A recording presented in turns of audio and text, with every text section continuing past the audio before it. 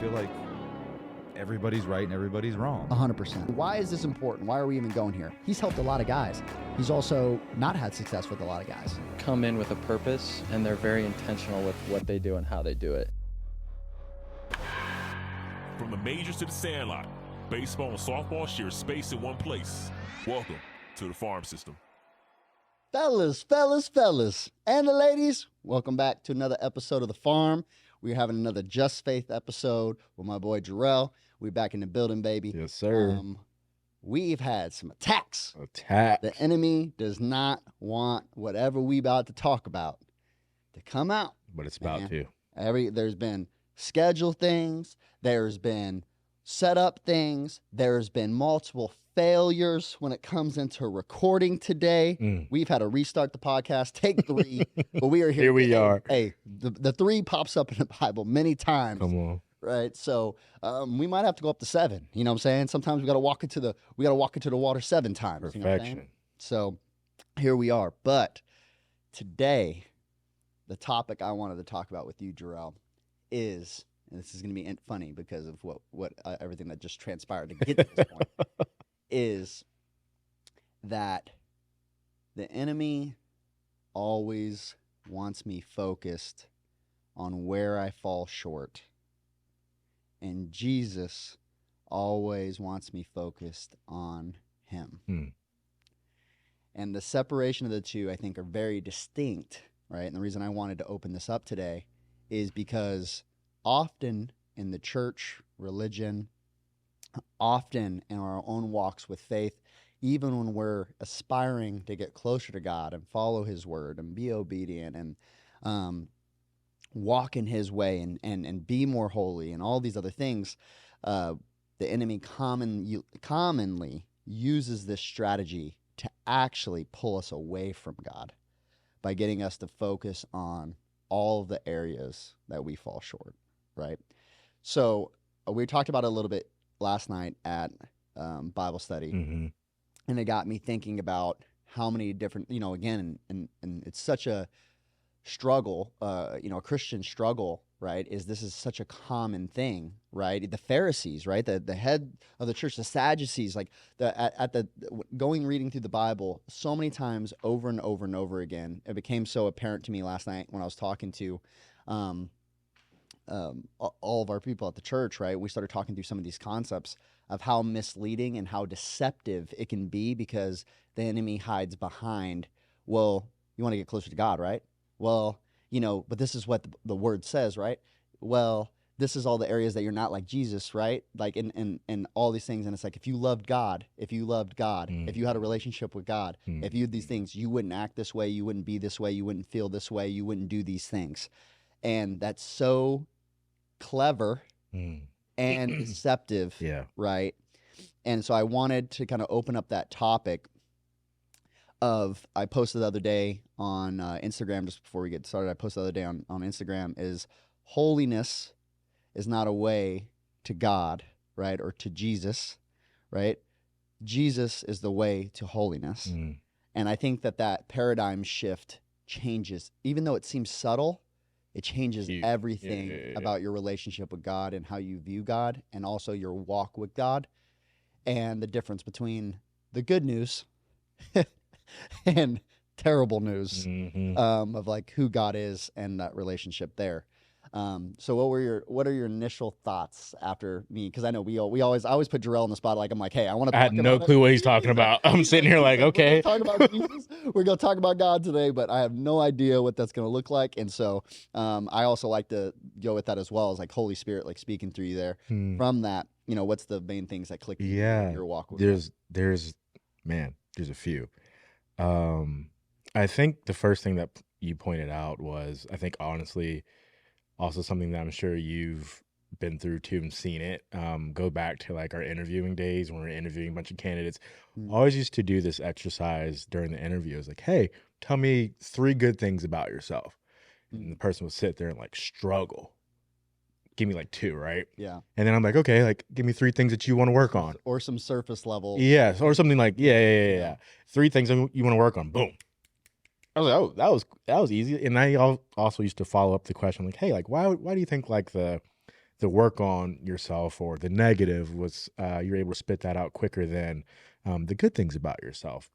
And I think it's just such a, I mean, I do it all the time too, such a human thing to do. But what, on the basis of what you're talking about, is a lot of the times our self talk and our own mental battle that we're going through with ourselves of one, the shame, the condemnation, the guilt of falling short of perfection, you know, of trying to be like Jesus. And if you get caught in that, that's like you always say, it's a nasty cycle to be in. And obviously, you know, there's only been one person, yeah, I think I heard this on TikTok the other day that shot a perfect score, you know, and he was Jesus. And so we're all just chasing after that. But at the end of the day, we're always going to fall short. We're not going to be perfect.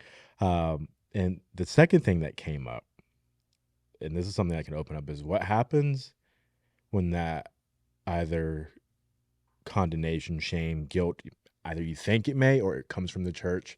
The example that I'm going to give comes from a parent that is highly involved in the church. Yeah. And so for me, just happened not too long ago, and this is something for you to open up afterwards. I was going through a tough time with my communication with my co-parenting partner. And, you know, we're going back and forth. I'm telling my mom about the communication. I'm brutally honest with my mom. So I was telling her exactly what I said. Yeah. You got a good mom. Yeah. And so, you know, what she repeated back to me was, which took it within context. She goes, you know, you're supposed to be this Christian man and you don't sound like Jesus. And you're supposed to be walking in your faith and you're talking like this and saying that and doing that. And that doesn't sound like Jesus. And so for me, I had to catch myself for a second. I was like, okay, trigger.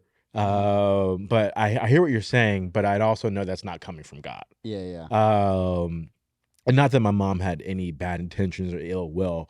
I got what she was saying. I wasn't reflecting the fruits and the character of Christ in those moments.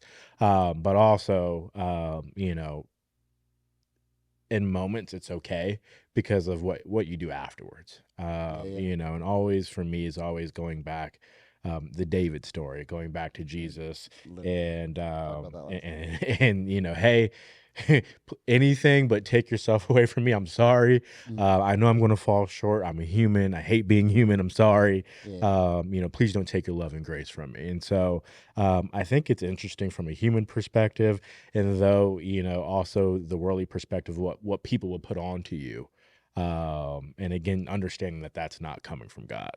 Yeah, no, so good.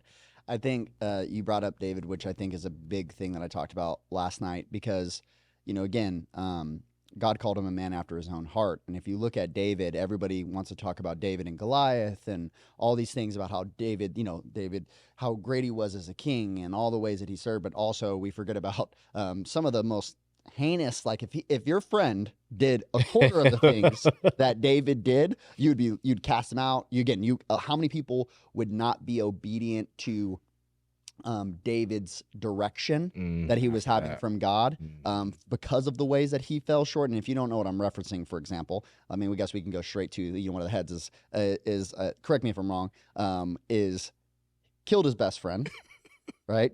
Killed his best friend, and then had sex with his wife, or his best friend's wife, right? And so that's that's one instance. David, multiple times throughout his whole reign, and if you read throughout the Bible, he fell short of God and his standard, right? Over and over and over again. And I think the important piece, and this is why I go to, I know that you know this book very well, not the only place that it's mentioned, but in Revelations, it talks about me and Jurell, the inside jokes here, right? Of Revelation, why I'm so big for Jurell. But when God calls Satan the accuser, right?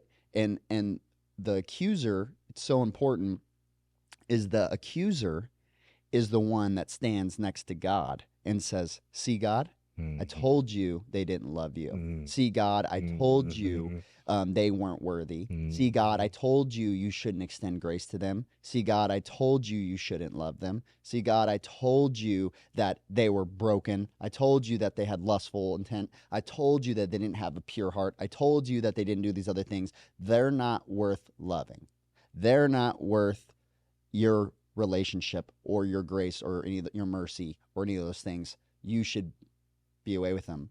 The interesting thing as well is the one that's really struggling is the accuser himself, right?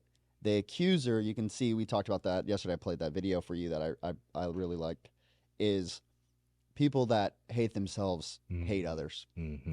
People that have no grace for themselves don't have grace for others. People that haven't accepted forgiveness themselves will not forgive others, because if they feel like they are unworthy of forgiveness, they will not extend that to other people. And so, or if they have not received forgiveness, right? We can only redirect what we have received, right, from God.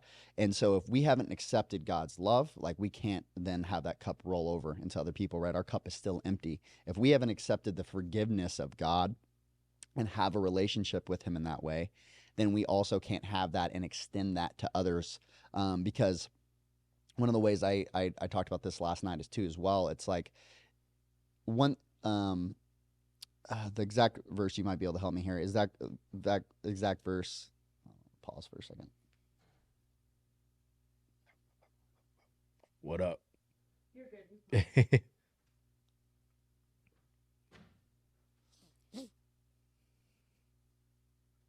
Sir. Crack-a-leggin'. Your voodoo floss is in there now, sir, by the way. Yep. I also purchased the boards, but they'll be here next week. All the little swivel boards.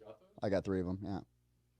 Bro, I'm about to buy it. I haven't even told Jurell yet, but I'm buying the assault bike today too.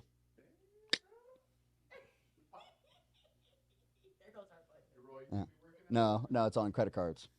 We're doing I wanted him to get a treadmill. Yeah. But the bike could do.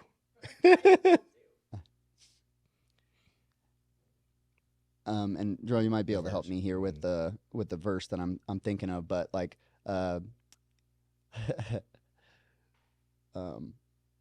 pride comes before the fall.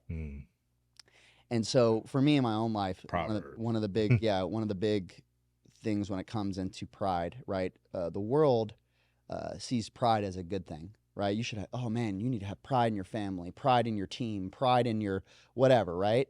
Pride in your work ethic, pride in all these things, like pride in who you are. Like, you need to carry yourself with pride. I'm going to submit that on the same side of that, you're trying to replace God with your pride, right? I need to think I'm become my own God, right? And I'm proud of me. I'm proud and I have pride in me rather than I have pride in God, right? Which is a very different, it was a revelation in like my life of that.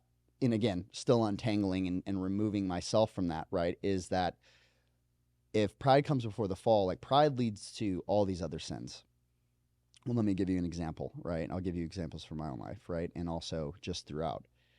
Let's say in any relationship, even if you look at it from a psychology standpoint, if I'm trying to behave so that another person, another friend of mine, or somebody I'm in a relationship with, a lover, any of those things, if I'm trying to behave for them so that they will treat me a certain way, right? That also, right after that, and what builds over time is resentment, right? I'm making all these sacrifices so that you'll treat me a certain way. And then the moment that you don't treat me that way, respond that way, or I don't feel that you're not responding the way that I deserve because of the actions I've given to you or what I've devoted to you or what I've sacrificed for you, then I'm going to build up resentment and going, because again, this is where it's untangled. It's like, well, what do you mean? Like a relationship, I do something and then that's so that they treat me back this other way. And like, that's how like my mind was shaped. And also too, how we think I do so that they do, right? It's a transaction, right? I give you love so that you give me love. I do this for you. I give you money. You give me service, right? I give you this. You give me that, right? It's a transaction. God's love and God's heart is not a transaction, right? Jesus doesn't love us transactionally. He doesn't love us because we love him back the same way. He doesn't love us, or he doesn't extend grace to us because we can give grace back to him. God doesn't need my love. God doesn't need my grace. God doesn't need my mercy. God doesn't need any of those other things. God doesn't need anything from me. God wants everything for me. And that's a difference in relationship, right? And then also too, a healthy relationship is that I'm not doing, for example, if I'm holding a door because I want that person to say thank you, Yeah.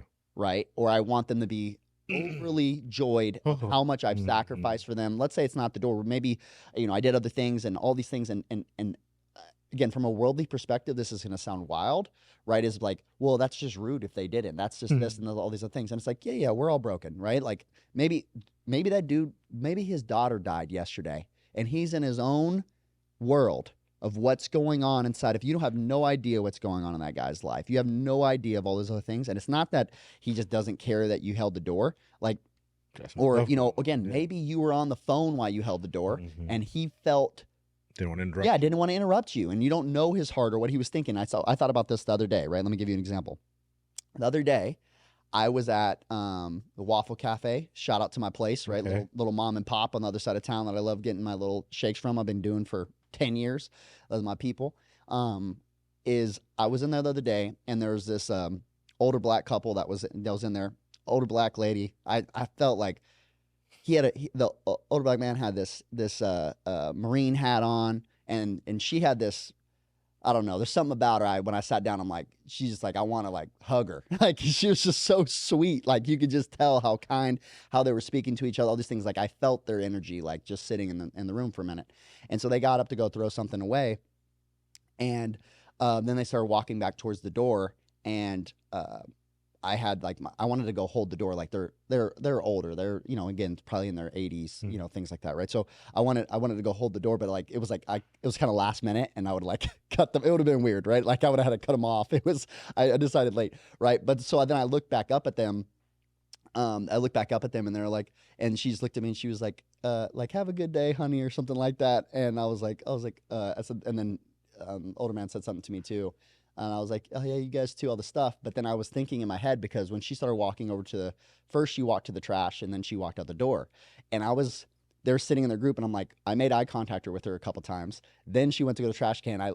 We made eye contact as she was walking. And then she went to go walk out and I never did hold the door. So I'm thinking in my head, okay, like, what are they thinking? I'm looking at them a lot, right? Like, You guys really staring at us. Yeah, like, why are you staring at us for, right? But meanwhile, in my heart, right, I'm like having all of these really like fond emotions of like their relationship, again, the energy that's coming from her. Yeah. I want to go hold the door for her, all these other things. But meanwhile, I didn't do that action. And instead, I'm just looking at them, right? But if you assume the worst, right? Like, okay, like, again, like let's say you're in a very insecure place or all these other things, and this person keeps looking at you, things like, bro, you got a problem? Is something going on? Like, what's going on? Blah, blah, blah, blah. Meanwhile, I have all these, pure like loving thoughts in my heart, right? And so like I think that also, again, while that's a silly example, but my point is like, again, when Jesus looks at other people, like he sees the best in them. He sees what they, again, what is in their soul, like what is not their flesh, not all the ways that they fall short. Like he sees those things,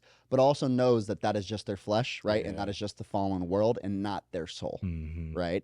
And so I think it's the same thing, and again, when it comes into that, and that's why the Bible tells us to separate basically flesh from soul, of understanding, right, that we are not our actions, we are not just our our behaviors, our feelings, all these other things, right? And I think that was a big one, is like, like you are not your feelings, right? Like these are, let them come and go, right? Like like weather, right? It's gonna come and it's gonna leave, but at the same time, like that's not your reality. It's just how you're feeling in this moment or in this season. And spiritually, again, like there's some healing that could happen there. But I think, again, tying back into the bigger point, right, is that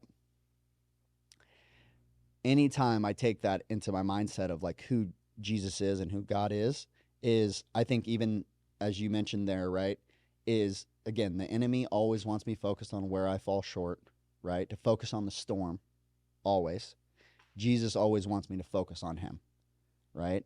Jesus knows I fall short. He knows that all these other things, but he also knows the healing comes from not focusing on everywhere that I fall short, and I'm not this, I don't do this, and I didn't do this, and I should have hold the door, and I should have these things, and they might be thinking this way, and all these other things, right? Instead, focusing on the beauty, and again, there's a difference between optimism, right, Yeah. and faith, and also what Yeah. Jesus is saying here. It's not to say that, again, it's how I deal with my brokenness. It's not that I'm blind and I go, oh, I'm perfect and it's okay, God, Jesus is Yeah. going to cover everything. Yeah. It's a focus on when I fall short, right? The accuser comes in and immediately says, see, told you never changed. See, told you you're still the same man that you were. See, told you still fall short. See, I told you you're nothing like this. Told you no one loves you. Told you no one's going to be around. Told you that no one will understand. Told you that, like, that voice, right, comparatively to God's voice of being like the difference of me. And I pray that you have relationships in your life that I have, like with, again, even with you, Jurell, and Taylor, and many other relationships in my life too, just in this way, this one aspect, which is when I fall short, when I misstep, when I have a moment, when I have a passing feeling and I act on those feelings and I make mistakes and I do all these other things, my friends are not the accusers. My friends are the ones that come and lift me. I'm trying not to cry. My friends come and lift me, right, and support me and also see that I'm having a moment. And that moment is not me. That moment in itself does not in totality reflect my soul. Again, we're allowed to be human. We're allowed to have these other things. And if you do have accusers in your life, and again, remember, same thing back to them. They might be having a moment, right? But you can go and talk to them, right? And have those friendships and say, hey, like, again, I would like our relationship not to be this way. And this is why it affects me.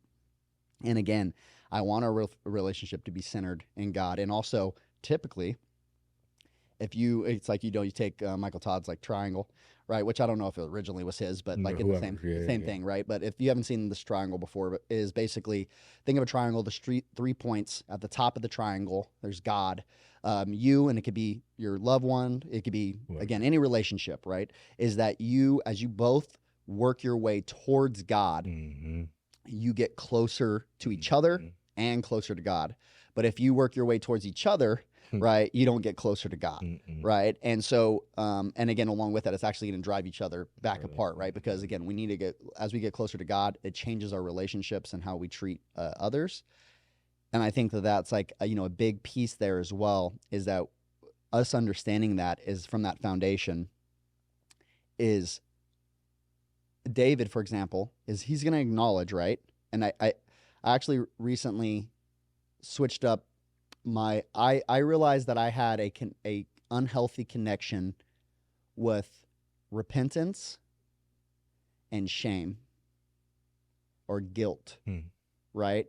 And the separation there is, repentance is to stop and turn away, and the accuser is trying to hold me in my brokenness, trying to hold me in those places, and says, see, you're not worthy.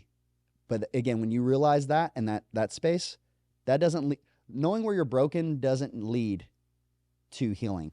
It's just awareness. And when I see it as awareness, then I can grow from here. But if I see it as identity, then, or I'm ashamed of it. Yeah, I'm ashamed, and I stay here and I go, oh, you're right. You know what? I shouldn't be in this room. I shouldn't get to, I shouldn't have a relationship with that person because I'm so undeserving, and I'm not, and I don't deserve to be here, and I'm not like Jesus in this way, and right, and I'm not that smart, and I'm not, this, and I'm not that, and I'm just David. I'm just David out in the field. I don't deserve to be king, and I did kill my best friend, and I did sleep with his wife, and all these other things, and now I'm not worthy of God's calling because I'm not like Jesus at all, and maybe I should go back and go in the mountains. Maybe I should go back to the fields, and maybe again on the, even when you think of like the prodigal son, right? And this is where the big unlock I wanted to talk about with the prodigal son, for example. Everybody focuses on the prodigal son, but not the brother. The brother is us. right? The prodigal son reflects the relationship Jesus has with us, with his, with his father, right? Yeah. So let me remind you the story, because everybody always talks about the other side. Mm-hmm. Why was his brother, right? So I guess I'll tell the story if someone's never known. Actually, why don't you tell the prodigal son story? So there was two brothers. I believe the oldest brother, Yep. correct? Yeah. Oldest brother I think so. became of age, and also this is a little background on that culture. Back then, it was a big deal for the first son to claim the inheritance of their father. Yeah. And normally, obviously, that only happens when the father dies. Yeah. And so to basically ask, and this is what he did. The oldest brother asked for his inheritance once he came of age. Yeah. And basically what that's saying in that culture is like almost like death to your father before he's actually dead. And so he took all this money, went, blew it. Very looked down upon in that Exactly. culture. Oh, Like, yeah, if don't you, do that. If you wanted your inheritance Shame. before your father died, it's so disrespectful. Exactly. Right. That and again, like, and he wanted to take all that and leave. Yeah, and his go family. too. Yeah, Yeah. and go, and which he did, right? Went basically to Vegas, blew all his money, living in a brothel. I think at the and the thing he was living with pigs, hookers. Yeah, going crazy. Spent all his money at the bars. Had a weekend. Yeah, had a weekend. Spent all his inheritance. And so he comes to his senses. He's broke out in the streets, and he's like, "Hey, man, even the servants in my father's house eat better than this." Yeah, because he was in the pig place. Yeah, he's in the pig place. So imagine this: this guy went,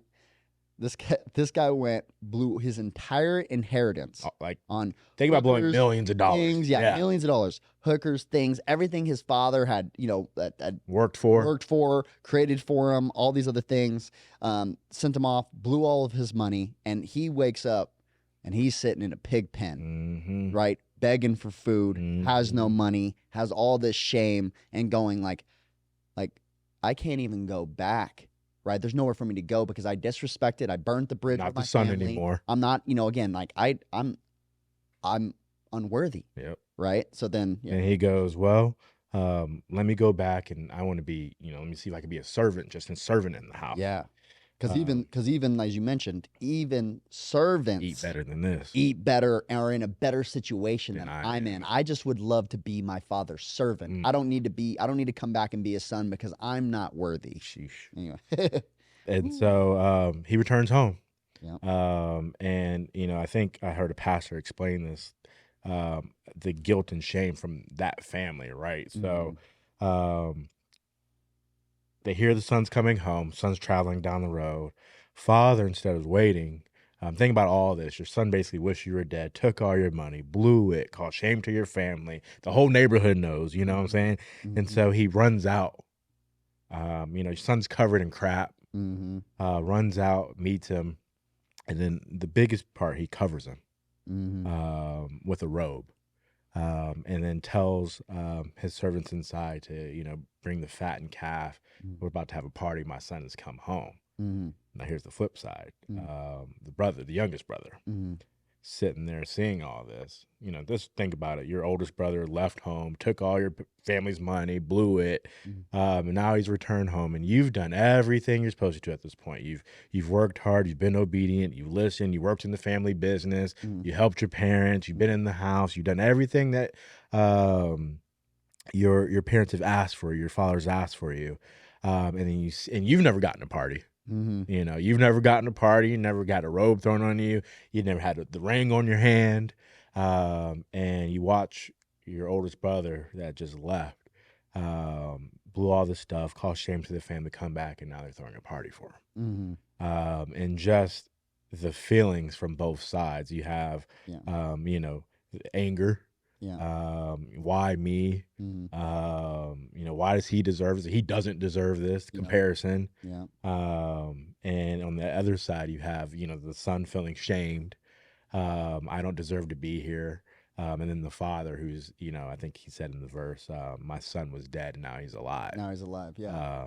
And I think the big thing I wanted to point out with that is how often we are the younger brother, if he is the younger brother. Think so. But yeah, the other brother, how often we are the other brother, right? And we're really both, right? But this is the thing I wanted to point out of why he felt all the ways that he felt, right? So from his perspective, his brother left, did all these other things, right? You got to also remember, right? He's trying to behave for his father's love, appreciation, gratitude, you know, to feel like he's earned or deserves all these things, right? Answered the call. He's measured up all these things. And one of the things, you know, the father also, when he goes and talks, he goes out there and talks to the other brother, right? The brother that has all these feelings, and he's filled with envy. He's filled with, you know, like you said, anger. He's filled with all of these things. He's not having very good thoughts about his brother. Everyone else is excited at his brother's home, like all these other things, and he's enraged, right? That his brother's home and people are treating him this way, and they're giving him this grace, and they're welcoming and loving him. And first, it starts with, like I said, is we got to be very careful. And I was like thinking about this of what has led to my own pride. Because if we don't want to have pride, we got to understand what leads to pride in the first place. It doesn't just something that just happens. There's things that create pride, unbeknownst to us. We don't realize where it comes from. And when it comes to pride, or when it comes to those things, and for example, he's a perfect example of that, is that he gets to a place where he's making all these sacrifices, trying to earn a relationship with God. And now what does this do? As I work and as I have pride, right, or I start to build up sacrifices or things that I am working, my works, I'm stacking all my works together, right? And I'm thinking in my paradigm, in my head, that my work leads to, right, and makes me entitled. My work entitles me to this. It entitles me to results. And that result might be love, acceptance, appreciation, gratitude, my father's inheritance, all of these things, the grace, the mercy, that I have to earn these things, right? And the world will tell us that we have to earn these things. That's all these works that we do and how we act and our choices and all these things. Well, it's like, well, I made other choices. You made your choices. You left. You took your inheritance and you went the thing. And I made my choices and I was here and I was faithful and I did these other things and I lived my life this way. And this was my story, right? I came from being broke, all these other things, and I made choices and I made sacrifices, Jurell, right? And I made all these things and I stayed up at 2 a.m. and I did these blah, blah, blah, blah, blah. And you know what that built in me? This chip on my shoulder that was really pride, right? I'm entitled to these results. So when I was on the field and my results didn't show up, or when people didn't treat me a certain way because of my works, it then brought me envy when I saw other people have results.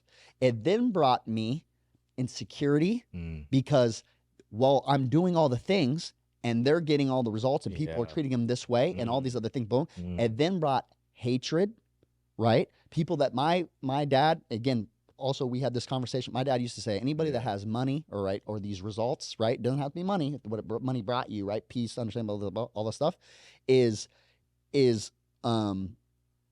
they either lied, cheated, or stole to get it, right? And what is that? It's prejudice, hatred, all these other things that come into envy, right? All of these things, because my dad worked hard.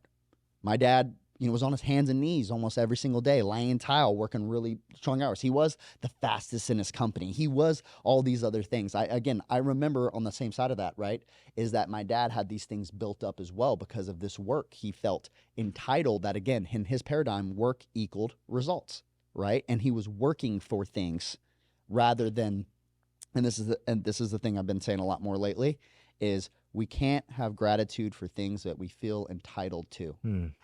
If you feel entitled to it, you don't say thank you. You say, when you feel entitled to it, you're not gracious about it. You might even say the words, but you don't feel it. Like, I remember I would hit a home run in a big situation in a game. I'd be running around the bases, Jurell, and be like, yeah, this is what I work for. Yeah. Then later that day, I'd realize I missed the moment, right? that like because I felt entitled to that home run. Yeah. I wasn't even proud of myself, Yeah. right? I wasn't even proud of, I wasn't even saying thank you to God. That wasn't my relationship with results. Even when I would have a result, even when God would bless me with something, I felt like I was entitled to that blessing. Yeah. So that drew me even further away from God. And now what does that do to your soul, right? And then so you start going down this route of your work, right? And you don't even know you're building pride. You don't even know. Stepping on my toes. And that's why it's like pride before the fall, right? Because Mhm. then how am I treating other people? Then when my teammate's hitting a home run and he didn't hit the whole week, Yeah. and I did 6 times the work he Yeah. did, and I did all these sprints and I did all this other stuff, right? That's where like that chip on my shoulder that people thought was such a good thing from the world, that's what made me so unloving to others. That's what made me have a lack of mercy and forgiveness and grace for others. That's why it even hurt me as a coach when I first started coaching. I had a really big issues with athletes that didn't work hard because I still had that chip on my shoulder of being like, oh, you want all these things, but like you won't make the choices. Mm-mm. You won't do the work. Mm-mm. You won't do these other things. When in reality, on the same side of that, look, there's many people in the world that have things that we don't have that didn't work as hard as we did. At all. And there's also people that have worked way harder than we have and don't have what we have, Mhm. right? Because it's not about the world tells me I work, I get this, right? The difference is again, remember, is like with all those things, is like these are all blessings from God. Yeah. God can snap his fingers and you don't have it, Also, too, remember, like again, the the one that actually, again, when we look at like the ruler of this world, is the accuser, right? And the accuser also on the same thing. He goes to Jesus, and also too, he tells many people throughout the Bible, right? In these other way, I will give you everything you see. I can give you. You want money? I can give you money. You want what do you status, right? Like if you want people to celebrities, just if you want them to worship you, I can get them to worship you. If you want these other things, like I can give you these things, right? And so what again, the difference is along with it is the enemy loves to impersonate God, right? Even to Jesus, God himself, he's trying to impersonate and say, you see all these things? That's why I always think of that moment when the accuser, right? The enemy's standing with Jesus. He's standing with God, right? Trying to, and he goes, you see all this? I can give you all this. This is mine. And then God's like, you can give me what's already mine. Like I created this and you. And you. Yeah. Lucky to be here. Yeah. Your consciousness, every thought you're having, I gave you the ability to do it. Mm-hmm. Yeah. I gave you the ability to have these thoughts and have this consciousness, right? And so this is where I think it's important there, right, is understanding where pride comes from so that we can snip it before we have pride, and then trying to get rid of that pride is like where it's actually being created in the first place. And I think that a big piece of that is like for that son. And this is where he dismantles it in that story. The father goes to the son and he says, son, he goes, look around.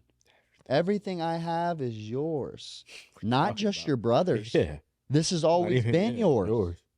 My inheritance is yours. And from his work, he thinks that he needed to work for more. it. No, he's like, I already He did the doesn't work. understand. He lives with his father. Yeah. He lives with his father every day. Mm-hmm. He sacrifices for his father. He does all these other things. His father isn't asking him to do that to earn his inheritance. He says, you're in the family. Daddy said, I already took care of you. You're in the family. It's already yours. You never had to work for it. You never had to, because you're my son.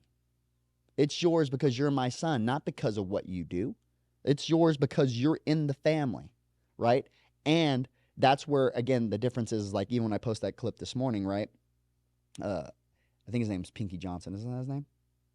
The guy that has the arm, Winky Johnson. Winky Johnson, something like that. Something. I don't know. I gave him a pip. He played for Tennessee. Played safety. Yeah. So when he said Inky it's like Johnson. what? Inky Johnson. Yeah. Hey, Pinky sounded Pinky, dope. Though. Winky. Yeah, Pinky, Winky, Pinky. Got it. He's there, but again, like when I love that clip. I've seen it multiple times. Right? Is him saying like, you gonna get what's coming to you. Like, you don't got to envy for it. You ain't got to, again, it's destined for you what God has for you. Now, we have a role. We have a role in what God has called us to, right? But also, too, this is the thing. There's a difference between doing things out of worship and doing things to earn something. One is from the enemy, and one is what God has called us to do and actually leads to life, right? I work hard not because, and I actually had this prayer. I actually prayed this over one of our players one time, was, God, I work hard not for the result, but for you. I'll work hard and never receive it, right? I'll work hard. I'll do all of this and be okay if it never happens. I don't need to be a billionaire, right? God, because I'm not doing it for the money. I'm doing it for you. Because what happens when I get the money? Still empty. Still empty. And also, too, on the other side of that, do I stop working now? Was it for worship? Was it out of worship to God? And all of a sudden, when I get what I want, I run out of my fire. Like, my fire is, again, like God is like my work ethic. And I had a hard time when I transitioned from this, from working for things, for then worshiping to God, is God, this is like, we're purpose driven. It's not about the money. Like, it's not about the status. It's not about the things. God, you'll give me status and you'll give me money and you'll give me these other things, but that's for your glory. Like, it's not, I'm doing it to worship you. And that's my fire, is what you've already done for me is enough. You don't need to do anything else for me, right? I'll worship and work this hard because of what you've already done for me. Yeah.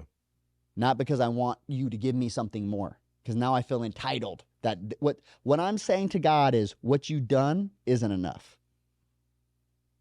When I have those moments of envy, when I have those moments of I need more, right? Gluttony, right? Everybody thinks about food, but it's things, places, money, more. I need more. Yep. I need more, God. I need more. I need more. I need more. What I'm telling God is, what you've done isn't enough. I need more, God.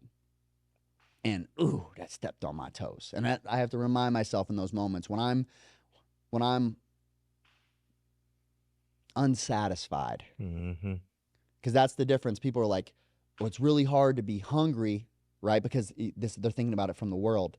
It's really hard to run hard, right?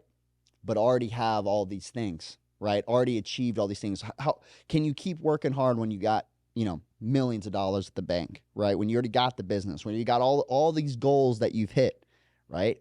That's where I was talking about the difference. I've said that, right? Is the difference between, like the goals being the finish line. Yeah. And everybody's like, set more goals, set more goals, set more goals, all these other things. And I'm like, no, like purpose. Like, I'm going to hit those goals. I'm going to hit those other things, but it's not about the goals. It's about serving God. Like, it's not about, that's what I'm saying. Like, it's like when I used to say path, right? Like, I'm walking down the path and it's God's glory. It's not about my goals, right? Like, it's not about what I achieve, right? It's not about being number one in the church, right? It's not about being the millionaire. It's not about, again, on the same side of that, you can go and find the same thing too, God's purpose. And this is where I think it's again, if you hear the other side of this, because it's tough, because it steps on our humanity, right? Our flesh wants to say like, no, like, I want to be acknowledged. And it's like, yeah, but the acknowledgement you're seeking, you need from God, not from your achievement. The acknowledgement you need, the love, the peace you think that you're chasing after you get to that thing. It's gonna want more, right? And also too, this is the thing that hurts so much, right? Is even the other son can't. I can imagine that moment when his father. I bet you those words didn't hit home when he went to that other son and he said, "What do you mean, like, son? Like, it's already yours." You're working for something that's already yours. And that's why you feel like you can never get there. Because there's nowhere to get. It's a fake finish line. There's nowhere to get. Everything you're seeking, you already have. And then you're like, well, then why do I feel like I need more? And that is the right question to ask, right? Is because we can already possess something, but think that something else, and again, that's the enemy, right? What did he say to Jesus? I can give you everything you see, What a deception. I can give you everything you see. God says, that's already mine. But if he can convince you Mm-hmm. that you don't have it, because that's all he can do, he's a deceiver. If he can convince you that that you don't have it and you need to go over here, now he has control over you. Now he can control how you walk, how you talk. Again, he can insert pride, envy, all these other things, right? Where again, this is where you can go and like I've been giving this man shout outs as the old man on an old boat trying to catch a big fish. My guy, right? Is that video I posted a while back ago, right? It was a reminder for me is that what you're really in search of is how he feels in his heart, and he don't have and doesn't need what you have to feel that. There's some kid, again, somewhere in some third world country, Paige actually shared this with me when she went on her trip. I forgot where she went. You remember where she went, Tay? Where Paige went? Yeah, so she went to somewhere, right, where they went to serve, right? Oregon, they fly out and they pick a couple athletes. They go out there and they build things like, showers and houses or things like that, right? And she said one thing that really she pulled from it was how much peace, how happy they were, how much joy that they had, right? All these kids, she's like, they're sleeping on dirt. They're trying to get shoes. They're trying to get some basic things. And she's like, they had all of this. They felt in their energy and all the things that they had, right? Yet they had far less. Yet they're sleeping on a dirt floor tonight and they still feel this way. And what is our Western, what is our culture? What is our other things? It's like, I need more to feel that way. I need more things. To them, you're the billionaire. Yet, again, on the same side, like, they feel that way. Right? And they have far less. These people, again, we look back we read the Bible. They weren't living in condos. And then you look at Matthew, for example. Man was rich, balling. Right? And then this is where I get to is, again, like the enemy's deception. The enemy's deception is he can control you when he can tell you that you don't have it and you don't have access. What did he do to that brother? He told him, you don't have it. You need to earn it, right? And this is the way to do it. And so when he started trying to behave and act in that way and sacrifice and do all those other things, and then his brother came home and said it shook his identity and why he was doing all the things that he was doing and had an emotional tie to him because he's going, he didn't do that. He didn't earn that. And then the next story that comes to me? The workers. Another story in the Bible, right? They're working in the vineyard, right? Yeah, they're working in the vineyard. And the vineyard owner goes and gets workers for the vineyard at different times of the day. Yeah. So let's call it 8 a.m., 10 a.m., 12, 2, 5. Yeah. But he pays all of them the same. Yeah. And work stops, let's call it 6. Yeah. So the person at 5 only worked an hour. Yeah. Person at 3 only worked 3 hours. Yeah. 12, 6 hours, so forth and so on. But everybody got paid the same. And so the workers that had been there from 8 to 6 were like, yo, why this person has only been here for an hour gets paid the same thing I did? I've been working all day. They've been working for an hour. And then I'll let you take over. Yeah. So that perfect example too, as well, is like, why are the other workers upset? Because hard for my work supposed to creates that's how they think. My work creates a certain amount of value. And he goes, well, first off, it's my money. Yeah. Right. So if I want to bless somebody, I'll give you whatever I want. And also too, shouldn't in your heart, if your heart's in the good spot, shouldn't you love seeing people get blessed? And didn't you agree to work those? Yeah. Didn't you agree to work for what the pay that I gave you? And did I not hit that exact mark of like with it? And they're like, no, time out. Like, well, I'd rather work 1 hour and do these other things. And they're like, and then that's where, again, the human heart. And then, okay, then we'll take that one more story about how this all connect again. The thief on the cross. Some people, especially the Pharisees, you could see the Pharisees when they're mad at all the Gentiles. Like when the lady touches when Jesus' robe, right? You can see this She's unclean. anger in their heart, right, of why they're so pissed, is because they have envy and they have jealousy and they have pride in their works that they and their sacrifices, and they feel like they're more deserving, which is not from God. None of us are more deserving than the guy next to me, right? And that's the paradigm shift as well, is when you start thinking that you're more worthy of God's blessings than somebody else. Mm-hmm. Ooh, Satan slid up in there, right? Because you can't earn it. It's a gift, right? And it's not something you deserved. And none of us deserve it. We all fall short. And yes, we think that we can climb our way back out of it, and I'm more deserving than that person, and we establish a hierarchy. That's such a human flesh thing to do. I'm more worthy than that person. And God, Jesus looks at it the opposite way, right? And this is where I had a really hard time wrapping my head, because this is a life alterer for me. It's not how I think. And there's a difference. You know why? In the world, things work that way.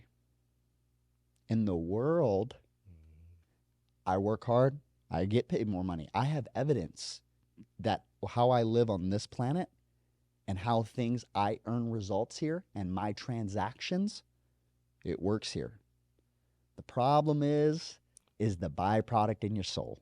And that's the big difference, right? The big difference is the byproduct that you have in your soul from living by the world and how it tells you to live. And you see all these people that have all this money but aren't happy. You see these people have all this money but don't have connection and relationship. You see people that have all this status, all these celebrities, again, mental health issues, doing all these drugs, doing all these things, trying to escape, going on all these vacations, having to do it like again, we see the world where it says, do this, you get this. And it's like, yeah, that's the problem, is the evidence of the world tells you if I live this way, get these things. But meanwhile, again, I don't really want the money. I want what money brings me. I want the peace. I want the this. I want the this. You think it brings you. Exactly. Mm-hmm. Which is again, well then shouldn't everybody with all the money be the happiest? I think so. Shouldn't people with all the status feel the most fulfilled? Allegedly. Shouldn't people with all those other things? Okay, so why is it, if that's the case, why is think about this. Think about how many comedians have committed suicide that had high status, that had high net worth, that had all these other things, made all these people laugh. They seem to be all happy and all these things. But typically, right, and more of a Taylor insert here too as well, is, again, a lot of people that really act in those ways and also want to make other people laugh and like want to do those other things too. One, a lot of times is a deflection. And then two, also on top of that as well, it's something that they feel like they lacked in their own lives. Yeah. Right? Joy, happiness, all these other things. And they're trying to give it to other people because, they don't have it. And, there's a billion different things that can go with that. But like, again, is the difference of, again, the prince of deception, the enemy, the accuser, right? The lion on the prowl, right? That is looking for these things, is he wants you to make those things your God, right? Because then he can control you. Right? Then you're actually doing his will if you know it or not. As soon as you get your eyes on the storm, you start to sink, right? Simon steps out the boat. He starts walking on water. There's the blessing, right? Then he looks at Jesus, he looks up at the storm, and all of a sudden he starts to sink, right? And then starts crying out to Jesus, Jesus, Jesus, Jesus, right? But again, the same thing with us. That's how we should be. And I think this is the thing, is like when you go back to David, right? Why does think of how envious some of the Pharisees would have been that they called David a man after God's heart instead of them. What? God, we've never killed nobody. God, we've never done half the things that David has done. Went to Torah and then school. God goes, yeah, you're right. You haven't done half the things David has done. What I've called you to do, which is, one, be obedient to my call when I call you to do things, right? And one of those calls, this is where the Pharisees really missed, right, is loving people. They hated the Gentiles, and they hated people lower the church and had pride over people lower in the church because they felt like they sacrificed more, they spent more time with God, they've done all these things. God, I've served more people. I've served at the church more. We've traveled from place to place. I've done all these things for your love, God. Doesn't that sound like the other son? Mad that the prodigal son is coming home? And then the thief on the cross, really, really dives deep into our souls. Because why is the thief on the cross? Why is that such a big deal? The thief on the cross, right? So again, go ahead. I'll let you introduce the story again. Well, when Jesus was crucified, he was up there with two other men, I think both thieves. Well, the other one was a murderer. They're the one they set free instead of. Barabbas. Yeah, Barabbas was the other one. Yeah. Now the two people who were on the cross, I'm not really sure of their crimes, but you see two different perspectives, and so one perspective of the world. Well, actually, no. Barabbas wasn't on the cross, huh? No, he wasn't on the cross. He just freed. He was during in the he was in prison or whatever at the time. Yeah. He was the one that started the revolt, and they had an option to free Jesus or Barabbas, and they picked Barabbas. That's right. And he was a murderer. I'm pretty sure. The other guy. Yeah, I think he like leading a revolt or something. Something like that. Yeah. Revolutionary. Yeah. They didn't like those back then. They still don't like those. You talk about what? But the two perspectives on the cross, you had one guy who was, if you're the son of God, get us down. Yeah. Can't you save yourself? Save us too. Yeah. What are you doing? Yeah. And on the flip side, you have the other one, remember me, when you're seated next to your father. Yeah. And he's like, you're the, you are the son of God. You are the son Please of God. remember. I'm not even worthy. Please remember me. Please remember me when you're with your father. And then Jesus says, "You'll be with me, in paradise." And so, you see even in that moment just how the world thinks versus kingdom thought. And also, Jesus clearly points that out in Matthew, Mark, Luke, and John. Is, the kingdom is the opposite of the world. Yeah. We don't want it to be. Exactly. And so everything that you see in the world, Jesus talks about in the kingdom, it's flipped. The first will be last, the last will be first. Love your enemies. Love those who hate you. Love those who persecute you. It doesn't make sense, and so you have this duality that essentially that we're all kind of battling is between the world and chasing after Christ. Yeah. And the big piece that's like so important there, right, is having like, okay, well, how did the thief on the cross, who just now, in his last breath, right, is giving his life to Jesus, hasn't been baptized, that hasn't done any works and made any sacrifices, that hasn't earned any forgiveness or hasn't had to prove how he feels and what's actually in his heart, you're going to save him over me, the Pharisee, who has devoted my life to you, God, that has done all these things, and I've sacrificed my life and I've lived my way, and I didn't get married my whole life, God, because I was a devout to you, and right? And then that's why when Jesus tells them at one point, you got to think about why they hated Jesus so much, because he hurt them because of how they lived their whole life. They had so much brokenness in them that when they were going to have to address two different things. Either everything I've done my entire life has been misguided, or Jesus is who he says he is, and he is spiritually awakened me to another life, and their hearts were so hardened. Well, it goes back to what you were saying, pride, and I think I was listening to a Michael Todd message, and he talked about mostly men. I got like 3/4 through. He talked about men, and like the problem that we have is the problem with pride, but he calls two things. One thing that the person on the cross didn't do that the other guy did was the submission. Yeah. The same thing with the Pharisees. The reason why you don't know God is because you can't submit. No. You think that like you said, you know better. You think that you can work for it. You think that you can learn more, whatever the case may be. And God's like, I ain't never asked you to do any of that. It's just submit to me and do what I ask you to do. And so that's the biggest thing that I think you pointed out is like the lack of submission. Even with the prodigal son, is like, did your father ask you to do those things? Of course, I'm sure there's some work and blah, blah, blah, blah, blah. But all the stuff that you're trying to bring up your list of things, did your father ask you to do those things? Well, and also I think there's a big difference, too, between salvation is faith. It is not your works. Like, God doesn't go, oh, okay. Like, you want me to save you? Well, go do all these things for me. We wouldn't be able to do enough. Mm-mm. The other part with that too is he goes, oh, salvation? Like, oh, you want all these other things? Like, okay. Like, and I think that's where the enemy comes in, right? Like, our obedience to God is not for God. Our obedience to God is for us. Trying to help you. And when he is giving us direction, it's not because God doesn't need you to do anything.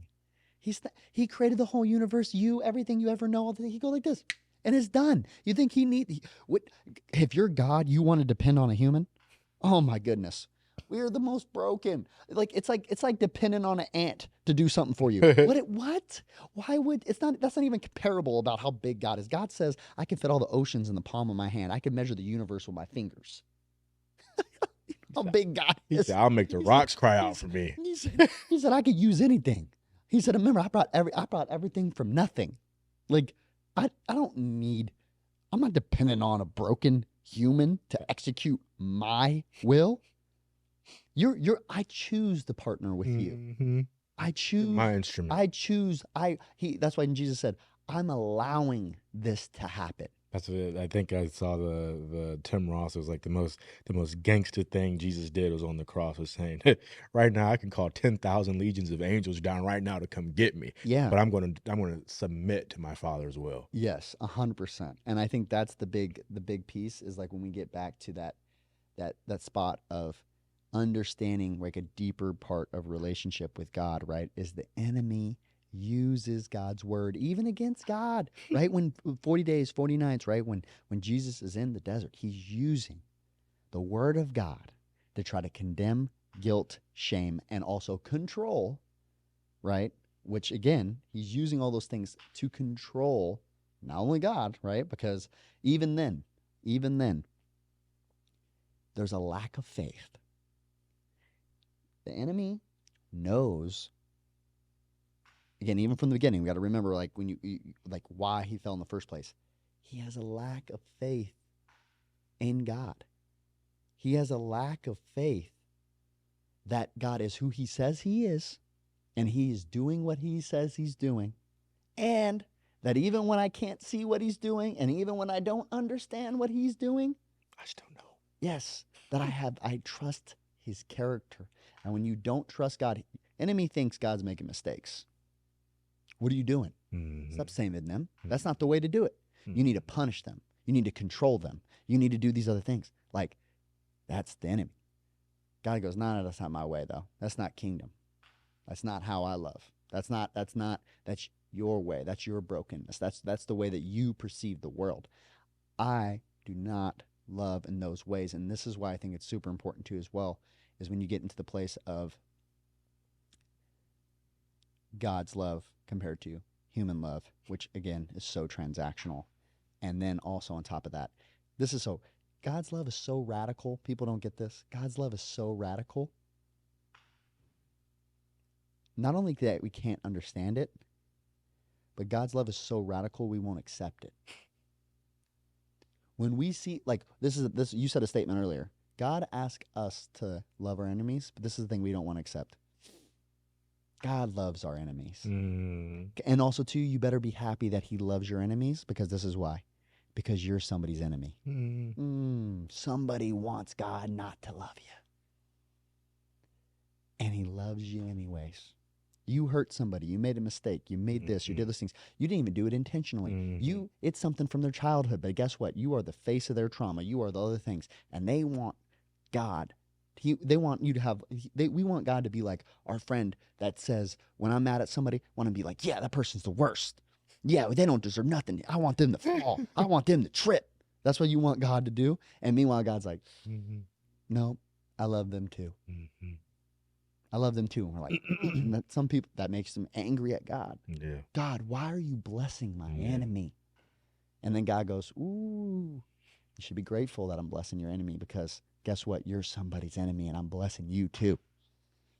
ain't that amazing that that's the God we serve? Is not the God that goes by my opinion and how I judge and how I view the world. Whew, okay. Man, first off, if you just look at previous versions of myself and how I thought or how I viewed or how I judge or where I was at in my discernment at that point in my life, if God made decisions based on how I viewed things, oh man, like now to this point. So what makes me think today that I have such good judgment and how I view let me tell you what you should do. Let me tell you how you should treat people. It's think about that. I literally was saying that to the group yesterday. I was like, imagine trying to get an ant to understand what we do and why, and the decisions we do and why. And then remember, right, their ant's consciousness, right? Our consciousness. And then there's Christ's consciousness. Christ has such a higher level of consciousness. And this is the other thing, too, on the other part of that. You know that, again, there's literally animals here on the planet, right? Like elephants, dolphins, the capacity, if you go into the neuroscience of like how much of their brain and also access that they have for like elephants, the reason that they're so protective of their herds and how they protect their babies and all the things that they do is they have enlarged parts of their brain that have to do with emotion and attachment and love for like other like community, right? All these things. Dolphins, for example, they access something like, I think like I was watching that movie the other night. What's it called, Lucy or something like that, or it's like she takes this drug and she can access more parts of her brain. And the part with Morgan Freeman and Megan, but it talks about like for example, brings up the fact that like dolphins, like they have more access to more parts of their brain, and that's also why they have like echolocation. They literally still this day, like dolphins, like God's creation, still we don't have tracking and echolocation to science as good as a dolphin can do it, right? It's just we still can't match it, right? We're using that. Even camera lenses, camera lenses, all the cameras and stuff that we have, like all that science is based off of a human eyeball. Like we're literally taking that. We're looking at discoveries, then creating and then figuring out like how, and then creating other devices that can do that, right? And so I think that like, again, one thing for us is to remember as well, it's like, again, I'm happy to serve a God that even, for example, like again, maybe the son, what if the son, because the son also, the prodigal son situation, his brother, he missed something there that was really important. Man, I'm so grateful that that's my dad. Because if I fell off and I was not the 99 and I was the one, and I made those mistakes, and the grace he has, and the love he has, and the mercy and the acceptance and all these other things, right, is instead of me going, let me go abuse that grace, if I focus on, and I let that come into my heart about like, when I'm around somebody that kind, when I'm around somebody that loving, when I'm around somebody that radical with extension and sacrifice of themselves, like for example, when we look at Jesus and he goes, I can call legions. Like again, he had every right. The dad had every right to be. This is the thing. Another. I think maybe it was Michael Todd that mentioned this. I had a couple pastors recently. They all talked about the prodigal son. Same time. Recently. Yeah, all at the same time. Is that one of the other reasons that he ran to him is because he would have not even got to the house because the people of the town knew it was so disrespectful. They would have came out first. That they would have came out and met him and punished him before ever getting to his father. Yeah. So the father ran to him and said, come in the house. Told everybody else what he was going to do. Covered him, right? Like put sandals on his feet, put a ring on his finger, put him in the robe, right? Or covered him. I don't remember if it was a robe or not. But if you let that story, again, his brother was missing it. He was envious. The whole time he was stuck in all of his stuff, he was actually missing all the love that he could have been accepting in his heart, all the transformation that he could have been having in that moment, right? And also, too, he because he was so stuck in his transactional, worldly mindset, he missed healing. Went through the same His brother was receiving healing while he was receiving torment Yep. Damn. because the enemy had a hold of his heart, and his brother was realizing God's heart. Mm-hmm. So he was receiving healing for his brokenness, all these other things. And that's where it's different as well. And his that falling away, again, that's why the enemy's plan is torment, because how he views the world and how God views people are very different, radically different lifestyles. One leads to pain, separation, trauma after trauma after trauma after trauma, all these other things. But it's a spiritual perspective. They could be going through the same exact thing.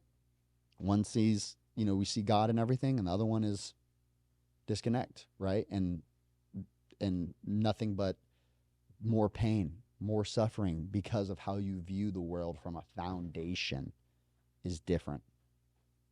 One's a earn it, the other one's a receive it. Yep. One's a I'm blessed, the other one's I'm still waiting to be blessed. One's a gratitude perspective, and one's a punishment perspective. If I don't, I'll be punished, right? And I don't, that's why I don't have, and that's why all these other things. Very different. Mm-hmm. And again, culturally, very radical. And again, somebody probably already turned off the podcast, right? Because they're like, no, it's, and again, like, this is where I think you look at that in the Bible, is you got to be very careful with sermons and churches and culture, because remember, the church is part of the culture, right? Is that many cultures, places, all those things wouldn't accept you if you acted like David. If you acted like Be Jesus. in jail. If you acted like Jesus, the church. People think you're crazy. Yes. And not only crazy, but this is the thing. We all think that we would all accept Jesus. Like some homeless guy traveling around, Telling you to eat his body. got no money, Drink telling his you his blood. body, talking all the things he's saying, right? And we think that on the same, that's like I told you, like on that last podcast, is like, does Christians know that they sound crazy? Yes, yes, because it's radical. I'm still rapping. Again, I'm going to be trying to wrap my mind around God for the rest of my life, and I'm still not going to be able to. But my point is like, again, when I understand the other side of that, it's like the compound effect. Towards the back end, the closer I get to God, it's like I received love from Him from 20 years ago, 30 years ago, when I was a baby, like when I was born, when I was all these other things, like love that I had never accepted, gratitude I had never accepted, mercy I had never accepted, forgiveness I had never accepted. I have access to those things. The closer I get to God, He opens up that Christ consciousness in me and brings healing on the other side of those things, because He changes how I think. And how I hold my thoughts captive is not by my doing. Self-control is a fruit of the Spirit for a reason. If you can control yourself, you wouldn't need Jesus. You can't. How we think leads to non-control. How we think leads to us not loving others. How we think leads to brokenness, leads to more traumas, leads to more all these other things. Like all of those things lead to. Yeah. Lean not on your own understanding. Lean not on your own understanding, because and then walk by faith, not by sight, because we are creating our realities, and we're doing all these other things by what we see, how we see the world work, and we think that's how the kingdom works. Yeah. And the kingdom does not work like the world. Nope. One is controlled by the enemy, one is controlled by God, right? And even with that, God uses all evil for good, right? Still Don't get that controlling it. twisted. Yep. Right? He's in control. He uses this world, right, to show us also the contrast, right, of why. And again, He won't make you. He's not going to make you. But I'm just saying, the kingdom's good Yeah. all the time. All the time. And all the time, The kingdom is good. kingdom is good. That's all I'm saying. Got anything to add? Nope. Jeez. All right. Let me pray us out real quick, and then we'll keep it rocking. All right. Dear Father, thank you so much for this time with you, God. God, and we're so thankful that you continue to reveal yourself to us, God. God, we just ask that you break us free of the bonds and transactions and the worldly thoughts and attachments that we have to our soul, God. Open up our mind, open up our consciousness, God, and allow us to submit to you and to want to get closer to you, God, so that we can see the world more clearly and walk closer in your kingdom. Pray all these things in Jesus' mighty name. Jesus' Amen. name. Amen. Amen. Amen. Until next time, Farm System out.